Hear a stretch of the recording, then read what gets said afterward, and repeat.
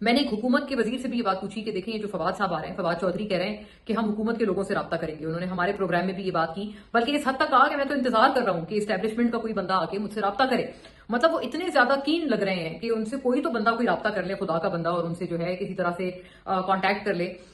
تو میں نے حکومت کے ایک وزیر سے پوچھا کہ اگر فواد صاحب آپ سے رابطہ کرتے ہیں تو آپ کا کیا اس پہ رد عمل ہوگا. ان کا جواب بڑا دلچسپ تھا. ان کا جواب یہ تھا کہ ہماری نظر میں تو یہ ایک این آر او ہے، اور عمران خان صاحب نے جو ہے فواد چودھری کو گو اہیڈ دیا ہے اور ان کو بولا ہے کہ تم اپنے طور پر یہ ایک شروع کرو کام کہ اسٹیبلشمنٹ سے بھی دوستی کرو، پی ایم ایل این سے بھی دوستی کرو، پیپلز پارٹی سے دوستی کرو، سب سے دوستی کرو، خاص طور پر ظاہر ہے اسٹیبلشمنٹ سے. اور اگر دوستی ہو گئی، اگر کام بن گیا تو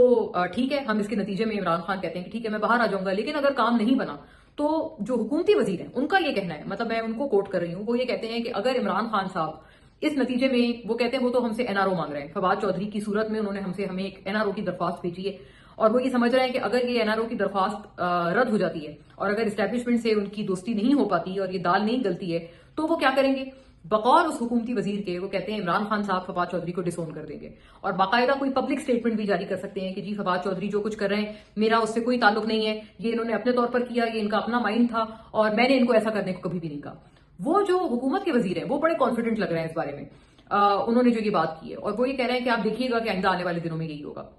اچھا، انٹرسٹنگ سچویشن یہ بھی ہے، اسد عمر بھی اس میں ایک کھلاڑی ہیں جو کہ پی ٹی آئی چھوڑ کر چلے گئے تھے. وہ بڑے ایک مطلب دلچسپ سچویشن میں ہیں کہ نہ وہ فواد چودھری گروپ میں ہے، انہوں نے یہ بھی کہہ دیا میں اس گروپ کا حصہ نہیں ہوں، نہ وہ ابھی پریزنٹ پی ٹی آئی لیڈرشپ کے گروپ میں ہے. شیخ وقاص اکرم پہ تو انہوں نے بڑی تنقید کی ہے ابھی تھوڑے روز پہلے کہ بھئی اگر آپ خود جلسوں میں اور اگر آپ خود دھرنوں میں نہیں نکل سکتے تو آپ قوم کے بچوں کو بھی نہ نکالا کریں.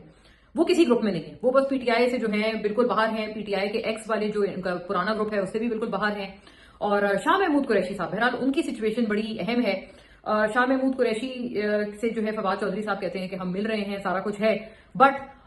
شاہ محمود صاحب جو ہیں وہ اب فواد صاحب کی طرف زیادہ ان کا ٹلٹ ہوتا ہے یا سلمان اکرم راجہ کی طرف زیادہ ٹلٹ ہوتا ہے، یہ اب دیکھنے والی بات ہے. کیونکہ شاہ صاحب بھی اس بارے میں ناراض ہیں، انہوں نے کچھ مہینے پہلے آپ کو یاد ہوگا گلا بھی کیا تھا کہ پی ٹی آئی کے جو لوگ ہیں وہ مجھ سے ملتے ہی نہیں ہیں، نہ بیرسٹر گوہر ملتے ہیں، نہ سلمان اکرم راجہ ملتے ہیں. اور فواد صاحب کی اس ملاقات کے بعد یہ دلچسپ بات ہے کہ سلمان اکرم راجہ نے بھی پھر جا کر فوری طور پر شاہ محمود سے ملاقات کی، اس سے پہلے انہوں نے نہیں کی تھی. سو